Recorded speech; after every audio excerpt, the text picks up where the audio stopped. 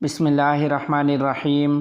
محترم ناظرین، السلام علیکم ورحمۃ اللہ وبرکاتہ۔ ایرانی صدر کے ہیلی کاپٹر کی ہنگامی لینڈنگ پر افغان وزارت خارجہ، جمعیت علماء اسلام کے سربراہ حضرت مولانا فضل الرحمان، ترکیہ کے صدر رجب طیب اردگان اور پاکستانی وزیر اعظم شہباز شریف کا اظہار تشویش۔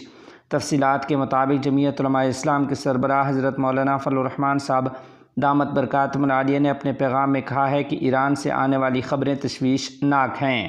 ہم ایرانی صدر ابراہیم رئیسی، ایرانی وزیر خارجہ اور ان کے دوسرے ہم سفر ساتھیوں کی سلامتی کے لیے دعا گو ہیں۔ افغان وزارت خارجہ کی طرف سے جاری اعلامیہ میں کہا گیا ہے کہ امارت اسلامیہ افغانستان کی وزارت خارجہ، جمہوریہ ایران کے صدر ابراہیم رئیسی، وزیر خارجہ امیر حسین عبداللہیان اور ان کے دیگر ساتھیوں کو لے جانے والے ہیلی کاپٹر کو حادثے پر تشویش کا اظہار کرتی ہے۔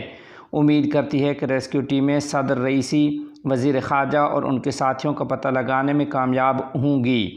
امارت اسلامیہ افغانستان مشکل کی اس گھڑی میں برادر اور پڑوسی ملک ایران کی حکومت اور عوام کے ساتھ کھڑی ہے اور امید کرتی ہے کہ کوئی ناخوشگوار واقعہ پیش نہیں آئے گا۔ ترکیہ کے صدر رجب طیب اردگان نے کہا ہے کہ ایران کے صدر میرے بھائی ابراہیم رئیسی اور ان کے وفد کے ہیلی کاپٹر کے حادثے پر ہمیں بہت دکھ ہوا ہے۔